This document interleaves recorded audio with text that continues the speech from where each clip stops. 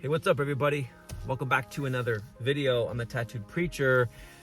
So did you know that there's a difference between someone that's sick because they have a physical ailment and then someone that's sick because there's a spiritual component behind it? It's like a sickness that's been inspired by the enemy, by the kingdom of darkness, by the devil. And I was reading in Luke chapter 4, and I think I've heard this before, but it never really struck home with me. It didn't really, didn't affect me. But I was reading Luke 4, and this realization just flew off the page and just smacked me in the face. So in Luke 4, there's these two accounts. And the first account is when Jesus, he's preaching in a synagogue. And as he's speaking, a dude that has an unclean spirit all of a sudden manifests itself.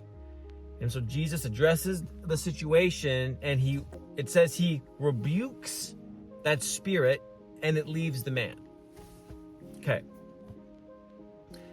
Right after that, it says Jesus leaves the synagogue and goes to Simon's house.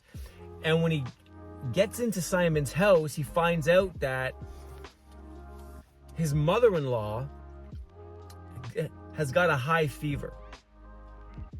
Now, I've got two young kids, and if someone's got a fever, like, there's certain things that you can do to remedy the situation. Jesus gets on the scene. He doesn't provide any advice or counsel on how to remedy this high fever that she has, but he does something interesting. It says he stands over Simon's mother-in-law, and it says he rebukes the fever and then it leaves her. Now it's interesting, like Luke here, he's being very intentional with how he's writing these accounts and what I think he's trying to communicate. Because then right after this, talks about how all the people in that area started bringing all the sick to Jesus, and Jesus is healing sicknesses and diseases. And then it says they're bringing him all these people who are, again, affected by these unclean demonic spirits. And it says he's rebuking all these spirits and they're leaving.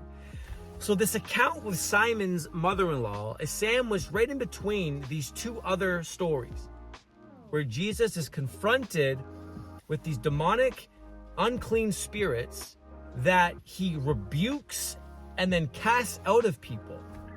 And then right in between, there's this account with a mother-in-law who has a high fever. And Jesus rebukes the fever and it leaves. And I checked, that word rebuke is the same Greek word in all of these accounts.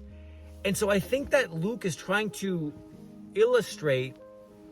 portray this connection, that not all sickness is purely because of a physical ailment. Now, we all know the story of the woman who had the issue of blood, right? For 12 years, this woman has this condition. She's gone to all these doctors and nobody could figure out what was wrong with this woman. And so she has this idea. It's like, if I can just touch the garment of Jesus, if I can just touch it, then I'll be made well. And so she goes through the crowd, touches the garment, and then she's healed. But there's no mention of Jesus rebuking that condition and that woman being healed. And there's tons of examples in the Gospels where Jesus heals people. There was the 10 lepers who came to him. He heals all 10. He doesn't rebuke any sickness there, cast to where where the sickness leaves the person. Just like in the account where he's delivering people from demonic entities. And so there's something specific here that I think Luke is trying to communicate.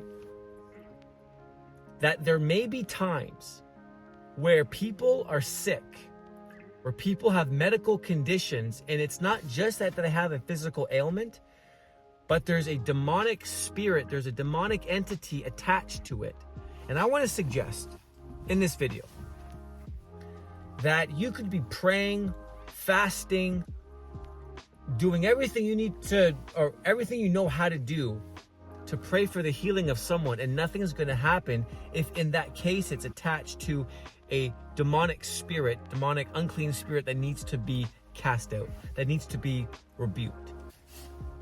And there could be, I just look back over human history in the church. How many people have died, perhaps, because people were praying for healing, but the situation didn't require a miraculous healing, it required a deliverance.